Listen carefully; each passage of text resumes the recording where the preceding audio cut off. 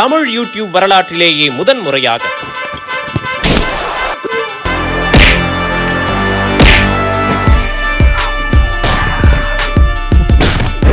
Social மீடியாக்களில் கலக்கிக் கொண்டிருக்கும் 15க்கும் மேற்பட்ட காமெடி பிரபலங்களை வைத்து நடத்தப்பட்ட பிரம்மாண்டமான ரெஸ்லிங் காமெடி ஷோ.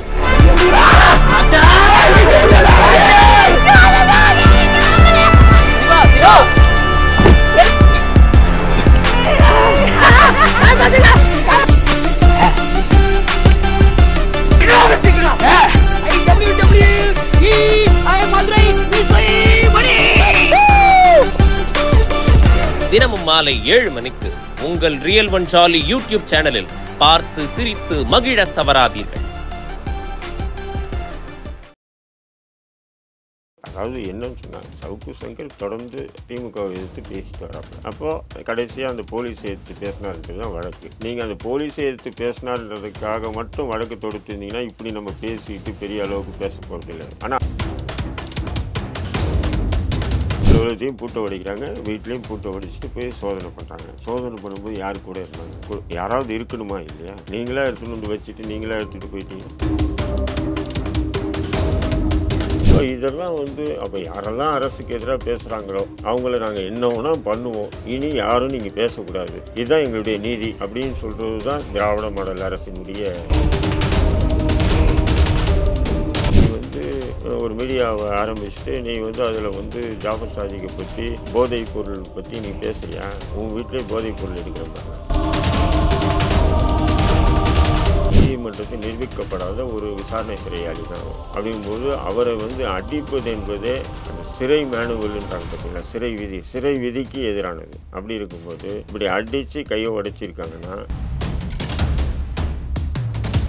அந்த கை எதிர்ச்சா ஒரு வழுக்கி விழுந்து கூட ஏற்பட்டுருக்கலாம் இல்லையா? வழுக்கி விழுதெல்லாம் அது போலீஸ் கஸ்டடியில் வேணால் வாய்ப்பு இருக்குது. எப்படி வழுக்கி விழுவார்? பாத்ரூம் வழுக்கி விழுக்கலாம், வேறு எங்கேயாவது. இந்த போலீஸ் டைலாக்கெல்லாம் பேசக்கூடாது. சங்கருக்கு நடத்த மாரி செந்தில் பாலாஜிக்கு இவங்களால் நடத்த முடியுமா?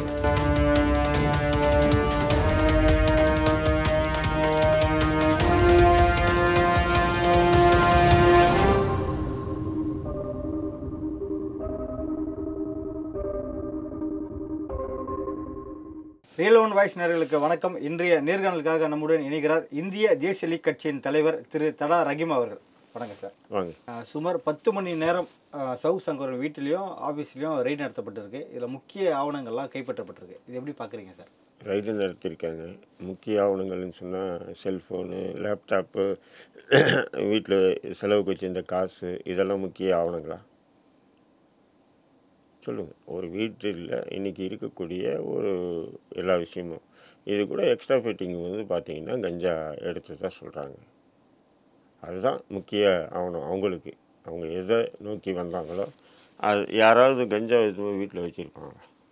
கஞ்சா அடிக்கிறோன்னே வீட்டில் எடுத்துமே கஞ்சா வச்சுருப்பாங்க.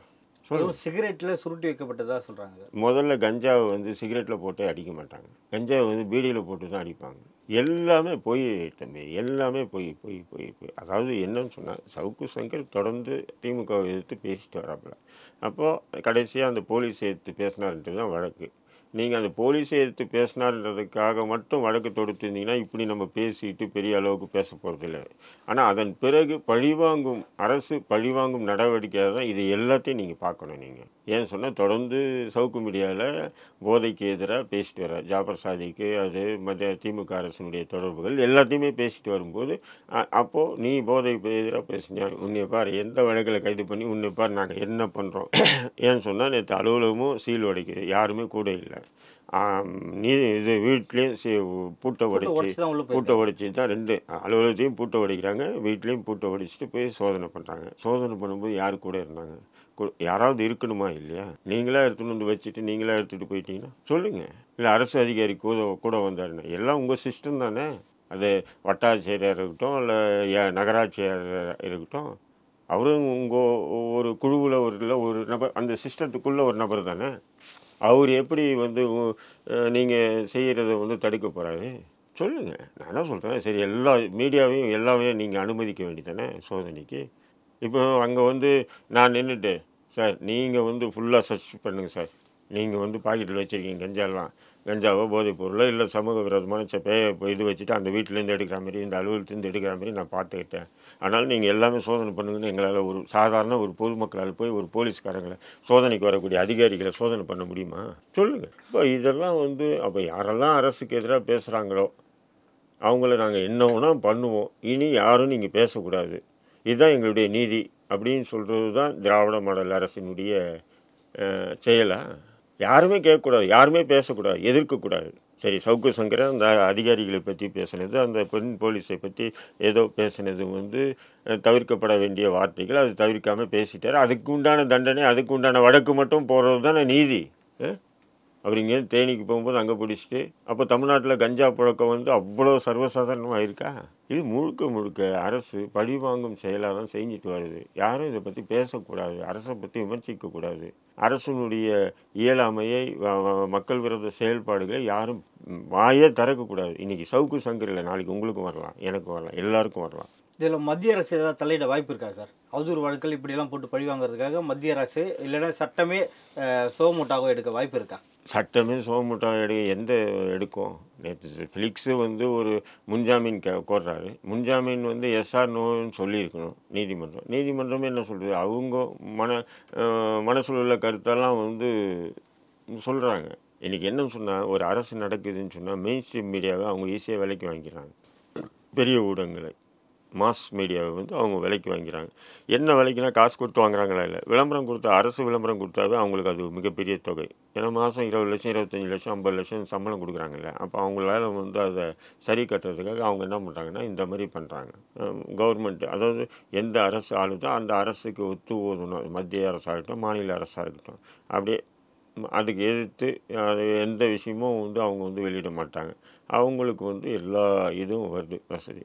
இப்போ சோசியல் மீடியான்றது சாதாரணமானது இல்லை. இது வந்து வச்சு தட்டுறாங்க. இதை எதேதோ பண்ணி அரசு பார்க்குறது முடியல.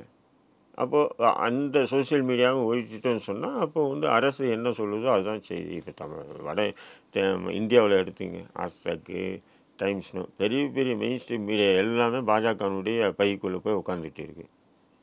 இருந்தாலும் சோசியல் மீடியா தானே இன்றைக்கி வந்து அந்த மணிப்பூரில் 2 பெண்கள் நிர்வாணமாக அடித்து கொடுமைப்படுத்தியது, மணிப்பூரில் நடந்த கலவரங்களை பற்றி, மணிப்பூரில் நடந்த அந்த அட்ராசிட்டிகளை பற்றி எல்லாமே இந்த சோசியல் மீடியா மூலமாக தானே வெளியே வந்தது. சொல்லுங்கள், யூடியூப் போன்ற சோசியல் மீடியா மூலமாக தானே வெளியே வந்தது. இல்லைன்னு சொன்னால் அங்கே அப்படி ஒரு சம்பவம் நடந்ததாகவே வெளியே வந்திருக்காது. ஆனால் இங்கே இருக்கக்கூடிய மெயின் ஸ்ட்ரீம் மீடியா வந்து காசாவிலையும் இஸ்ரேல் காசா போரில் போய் அங்கே போய் நேரலை பண்ணுவானுங்க. இங்கே இருக்கிற மணிப்பூரில் போய் நேரில் பண்ண மாட்டானுங்க. இதுதான் மெயின் ஸ்ட்ரீம் மீடியாவுடைய இன்னைக்கு கார்பரேட்டினுடைய கட்டுப்பாட்டில் மெயின் ஸ்ட்ரீம் மீடியா போயிடுச்செல்லாம். கார்பரேட்டினுடைய கட்டுப்பாட்டில் போயிடுச்சுன்னா கார்பரேட்டுகள் அரசனுடைய கட்டுப்பாட்டில் போயிடுச்சு. அரசு மக்கள் விரோத செயல்களை எதுவுமே எந்த ஊடகங்களும் வெளியிடக்கூடாது.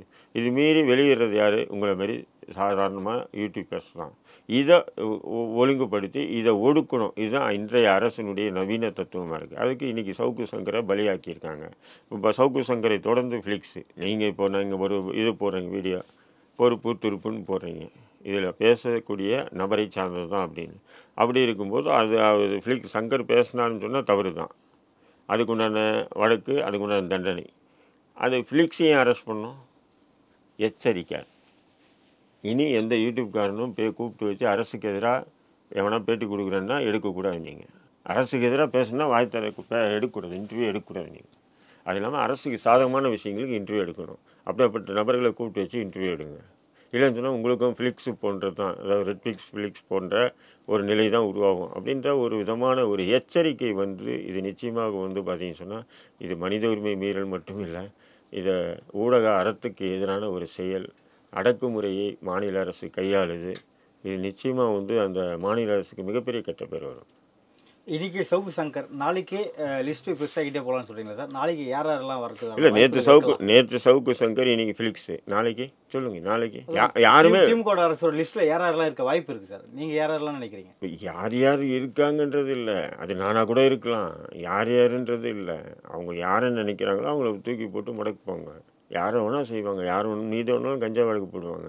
நீ வந்து ஒரு மீடியாவை ஆரம்பிச்சுட்டு நீ வந்து அதில் வந்து ஜாஃபர் சாதிக்கை பற்றி போதைப் பொருள் பற்றி நீ பேசுகிறியா? உன் வீட்டிலே போதைப் பொருள் எடுக்கிறேன் பாருங்க, எப்படி எப்படி இருக்குது? ரெண்டாவது, நீங்கள் யாருன்னா போதைப் பொருளை பற்றி பேசுவீங்களா? யாராவது ஒரு சோசியல் மீடியாவில் போதைப் பொருளை பற்றி பேசுவாங்களா? பேச மாட்டாங்க, பயப்படுவாங்க. இன்னும் ஜெயிலில் இருக்கும்போதே ஒரு சில அச்சுறுத்தப்பட்டதாக சவுக்கு சங்கர் வக்கீலும் அவருமே சொன்னார். அப்புறம் பார்த்தீங்கன்னா கோர்ட்டு ஆட்சிப்படுத்தும் போது கை உடஞ்சதா அவர் வந்ததா அந்த கை அந்த பேட்டில் வச்சு தான் கொண்டு வந்தார். இன்னும் அவருக்கு என்னென்ன சிறையில் அச்சுறுத்தல் இருக்க வாய்ப்பெல்லாம் இருக்குது சார்? என்ன அச்சுறுத்தல்? இதுவே சட்டவிரோதமானது. இதுவே சிறைக்குள்ளே நீதிமன்ற காவலில் ஒரு சிறைவாசி உள்ளே இருக்கான்னா அவன் குற்றவாளி இல்லை. அதாவது குற்றம் சாட்டப்பட்டு நீதிமன்றத்தில் நிரூபிக்கப்படாத ஒரு விசாரணை சிறையாளி தான் அவர். அப்படிங்கும்போது அவரை அடிப்பது என்பதே அந்த சிறை மேனுவல்ன்றாங்க பார்த்தீங்களா, சிறை விதிக்கு எதிரானது. அப்படி இருக்கும்போது இப்படி அடித்து கையை உடைச்சிருக்காங்கன்னா இந்நேரம் அவரை சஸ்பெண்ட் பண்ணியிருக்கணும் அந்த கண்காணிப்பாளரை. அவருக்கு மாலை போட்டு வரவேற்கிறாங்கன்னு சொன்னால் அப்போது இதில் அவர் அடித்ததில், சிறைத்துறை அடித்ததில் மாநில அரசுக்கும் தொடர்பு இருக்குன்னு தானே அர்த்தம். மாநில அரசுக்கும் தொடர்பு இருக்குன்னு தான் என்னுடைய பார்வையில் நான் பார்க்குறேன். இல்லைன்னு சொன்னால் அப்படி அடிக்க முடியாது, அடிக்கக்கூடாது, சட்ட விரோதம் அது. அரச பயங்கரவாதத்தை நாம் எந்த காரணம் கொண்டு நமக்கு பிடிச்சவன் பிடிக்காதவன்றதில்லை. அரச பயங்கரவாதம் ஒருத்தன் மீது ஏவப்படுதுன்னு சொன்னால் நிச்சயம் அதை கடுமையாக எதிர்க்கக்கூடிய நிலையில் தான் ஒவ்வொருத்தனும் இருக்கணும். அப்போ தான் இன்னொருத்தர் பாதிக்கப்படாமல் நம்ம பாதுகாக்கலாமே தவிர இந்த அரச பயங்கரவாதத்தை கண்டு மிரண்டு ஓடிட்டாங்கன்னு சொன்னால் அப்புறம் அரசை பற்றியோ மக்களை பற்றியோ பேசக்கூடாது. இது எந்த விதமான மத்திய பாஜக அரசு இன்றைக்கி ஒரு விதமான பாசிச அரசாக நடந்துட்டு வருதுன்னா இங்கே மாநிலத்தில் இருக்கக்கூடிய திமுக அதே நிலையை கையாண்டுதுன்னு சொன்னால் அது அப்புறம் ரெண்டு பேருக்கு என்ன வித்தியாசம்? ஒரே நேர்கோட்டில் பயணிக்கக்கூடிய ஒரு கட்சிகளாக தான் திமுக அண்டு பாஜகவை நம்ம பார்க்க வேண்டிய நிலைக்கு தள்ளப்படுறோம் இல்லைங்களா? இப்போ சவுக்கு சங்கர் இந்த வழக்கில் எப்படி உடைச்சிட்டு வரதுக்கான வாய்ப்புகள் அவருக்கு என்னென்ன வாய்ப்புகள்? உடைச்சிட்டு, அதாவது நான் என்ன சொல்கிறேன், உடைச்சி வராமல் உள்ளே வச்சே தூக்கு தண்டனை கொடுக்க முடியும். அவர் என்ன குற்றம் பண்ணார்? கொலை பண்ணாரா? கொள்ளை அடித்தாரா? காவலர்களை ஆபாசமாக பேசியதுன்னு ஒரு வார்த்தை இருக்குல்ல, காவலர்களை ஆபாசமாக விமர்சித்ததுன்னு ஒரு பதிவு இருக்குல்ல, அது இருக்குது. நீதிமன்றத்தில் வழக்கு நடக்கும். அந்த நீதிமன்றம் அதை பேசின விதம், பேசின சாட்சி எல்லாத்தையும் பார்ப்பாங்க. பார்த்துட்டு நீதிமன்றம் தண்டிக்கிட்டோம். நீங்கள் ஏன் தண்டிக்கிறீங்க? கஞ்சா வழக்கம் கூடுதலாக. அதான் கஞ்சா வழக்கு இல்லை, இன்னும் என்னென்ன வழக்கு இதுவரையிலும் ஒரு 10க்கும் மேற்பட்ட வழக்குகள் போட்டிருக்காங்க. இப்போது அந்த வழக்கு மட்டும் போட்டிருந்தால் இது அரசியல் பழிவாங்கலாம் நம்ம பார்க்க முடியாது. அதன் பிறகு ஒரு நபர் மீது 10க்கும் மேற்பட்ட வழக்கு எப்போவோ போட்டது 7 வருஷத்துக்கு முன்னாடி ஒரு பெண் கொடுத்த புகாருக்கு கூட இப்போ தூசி தட்டி எடுத்து அதை அந்த வழக்கில் எஃப்ஐஆர் போடுறாங்க, இது கோர்ட்டில் ஆஜர்படுத்துகிறாங்கன்னா இதெல்லாம் எந்த விதமான வன்மம்? இதெல்லாம் ஒரு தவறான முன்னுதாரணம். இது எங்கே போய் முடியுன்றது தெரில. இது இப்படியே நீடிச்சதுன்னு சொன்னால் தமிழ்நாட்டில் கருத்து சுதந்திரம் மட்டும் இல்லை, மாநில அரசினுடைய மக்கள் விரோத செயல்களை பொதுவெளியில் யாருமே பேசுறதுக்கு பயப்படணும். அதுதான் திமுக திட்டம். இப்போ சவுக்கு சங்கருக்கு சிறையில் இருக்கும்போது வேற என்ன அச்சுறுத்தல் இருக்கா? ஏதாவது வாய்ப்பு இருக்கா சார்? உயிருக்கு ஆபத்து அப்படின்ற மாதிரிலாம் சொல்லிட்டு இருக்கும். ஏங்க நான் என்ன சொல்கிறேன், ஒரு ஜுடிஷியல் கஸ்டடி ஒரு பிரிசனரை நீங்கள் அடித்து கையை உடைக்கிறீங்கன்னா நாளைக்கு சாகடிச்சுட்டு அவராக செத்துட்டாரு, தற்கொலை பண்ணிக்கிட்டாருன்னு சொல்கிறது கூட வாய்ப்பு இருக்குது. இல்லை அந்த கை எதிர்த்தா ஒரு வழுக்கி விழுந்து கூட ஏற்பட்டுருக்கலாம் இல்லையா? வழுக்கி விழுதெல்லாம் அது போலீஸ் கஸ்டடியில் வேணால் வாய்ப்பு இருக்குது. எப்படி வழுக்கி விழுவார்? பாத்ரூம் போது வழுக்கி விழுந்துடலாம், வேற எங்கேயாவது. இந்த போலீஸ் டைலாக்கெல்லாம் பேசக்கூடாது நம்மகிட்ட. போலீஸ் சொல்கிறான் பார்த்தீங்களா, 5 பேரும் ஒரே மாதிரி வழுக்கி விழுந்து நீதிமன்றத்தை நிப்பாட்டும். உனக்கு என்ன சார் வழுக்கி விட்டேன், உனக்கு என்னடா வழுக்கி விட்டேன்னு. ஆனால் அந்த நீதிபதியும் பாருங்கள் எவ்வளோ அழகாக கேட்டுட்டு அப்படியே பதிவு பண்ணிவிட்டு அனுப்புவார் ஜெயிலுக்கு. ஏன் 5 பேரும் ஒரே மாதிரியாக வழுக்கி விழுந்தானான்னு சொல்லிட்டு ஒரு ஆய்வாளர் மீது அந்த மேஜிஸ்ட்ரேட்டு கண்டிச்சிருந்தாவே இன்னொரு சம்பவம் அப்படி நடந்திருக்காது. சொல்லுங்கள், முழுக்க ஒருத்தன் கை உடஞ்சிச்சின்னு சொன்னால் அவன் கையை கட்டு போட்டுட்டு உள்ளே போகிறாங்க. உள்ளே போனால் சிறையில் எடுக்கவே கூடாது, சிறை விதி. ஒருத்தனுக்கு காயமோ ரத்த கசிவோ இருந்ததுன்னா அவனை உள்ளே அட்மிஷன் எடுக்கவே கூடாது. அவனை கொண்டு போய் ட்ரீட்மெண்ட் பார்த்து அவன் நலமான பிறகு தான் அவனை கூப்பிட்டு ஜெயிலில் விடணும். ஆனால் இவங்க என்ன பண்ணுறான், ரத்தம் சொத்துறத உள்ளே கூட்டு போய் விட்றான், அவன் ஜெயிலில் எடுத்துக்கிறான். எல்லாம் இவங்களுக்குள்ள அன்கோலை வேலை செய்கிறாங்க. நீதிமன்றம் அக்செப்டே பண்ணக்கூடாது. எப்படி இது கை உடைஞ்சதுன்றது ஒரு அறிக்கையை தயாரித்த பிறகு தான் நான் இவனை ரிமாண்டே பண்ணணும்னு சொல்லணும். கை உடைச்சிட்டு ஹாஸ்பிட்டலுக்கு போய் மாவு கட்டப்பட சொல்லி மருத்துவர்கிட்ட கையை காமிக்கும் போது இது எப்படி உடைஞ்சது, சந்தேகமாக இருக்குது, எனக்கு இதை பற்றி இது வேணும்னு சொல்லி கேட்கணும். எதுவுமே கேட்கறது இல்லை. இவன் போகிறான், அவன் கையை கட்டி விட்டுறான், அங்கேருந்து நீதிமன்றம் போகிறான், அவன் எக்ஸ்டெண்ட் பண்ணிடுறான், ஜெயிலுக்கு போகிறான், எடுத்துக்கிறான். அப்போ இது எல்லாமே இந்த சிஸ்டமே டோட்டலாக ஒரு அரச பயங்கரவாதமாக தான் நீங்கள் பார்க்கணும். இப்போ மதுரை நீதிமன்றமாக இருக்கட்டும், எழும்பூர் நீதிமன்றமாக இருக்கட்டும், 2 நீதிமன்றத்திலையும் ஆஜர்படுத்த பிறகும் இவருக்கு இந்த அச்சுறுத்தல் தொடர்ந்து இருக்க வாய்ப்பு இருக்கா? இல்லை நீதிமன்றமே கேள்வி எழுப்பப்பட்டதாகவும் தகவல் வந்துட்டு இருக்கு. ஸோ அவருக்கு பாதுகாப்பு நான் சொல்கிறேன், சவுக்கு சங்கர் 3rd person எல்லாரும் அறிமுகமான ஒரு நபர் இல்லையா?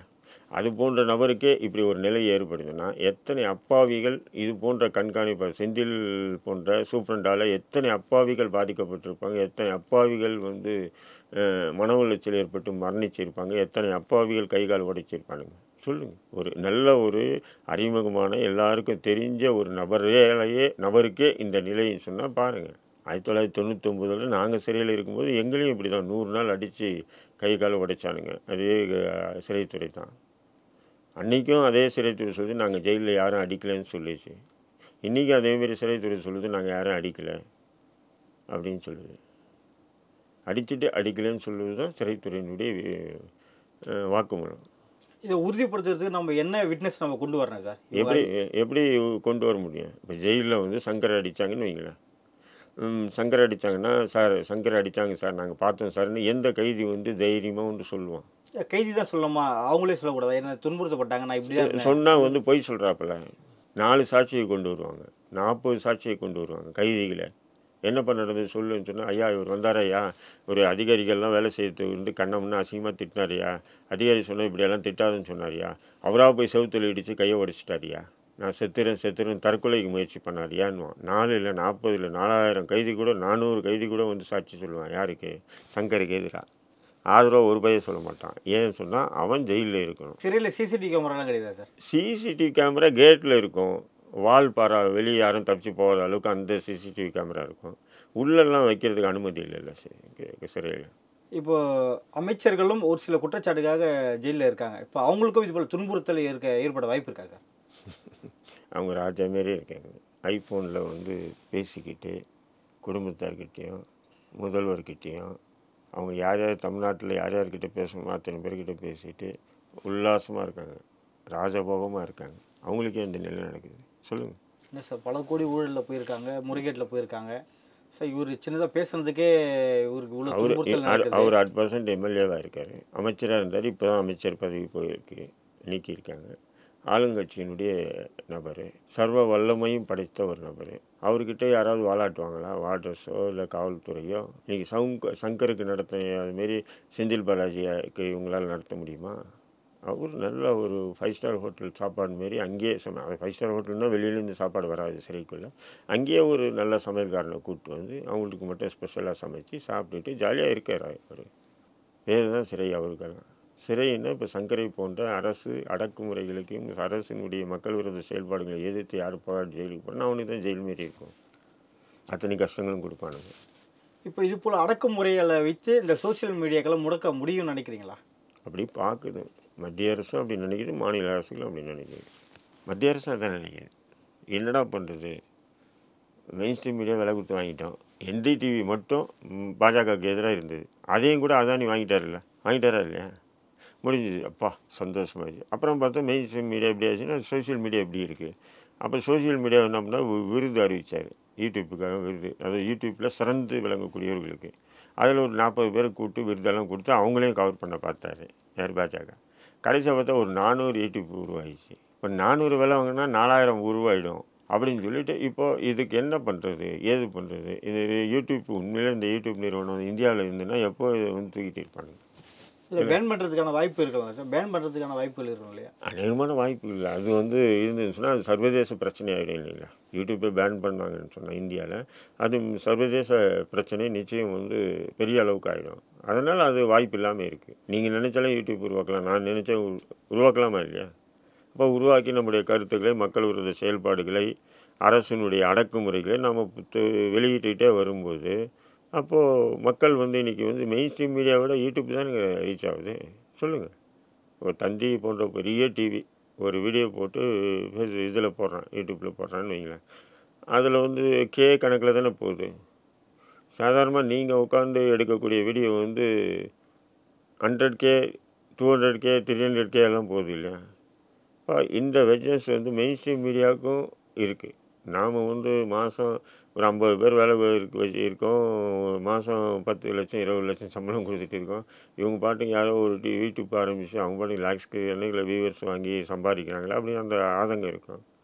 அதனால தான் பாருங்கள் சவுக்கு விஷயத்தில் சவுக்கு சங்கர் மீது கஞ்சா வழக்கு கஞ்சா அதாவது கஞ்சா அவர் வீட்டில் பதுக்கி வைத்திருந்த கஞ்சா பறிமுதல் தலைப்பு செய்தியாக போகிறாங்க பாருங்க. போகிறாங்களா இல்லையா? இப்போ என்ன காரணம்? அந்த மெயின் ஸ்ட்ரீம் மீடியாவுக்கும் இருக்குது இந்த யூடியூப்பை ஒழிக்கணும்னு. நடப்பு அரசியல் குறித்து பல்வேறு கருத்துக்களை பெறுந்தமையும் மிக்க நன்றி சார்.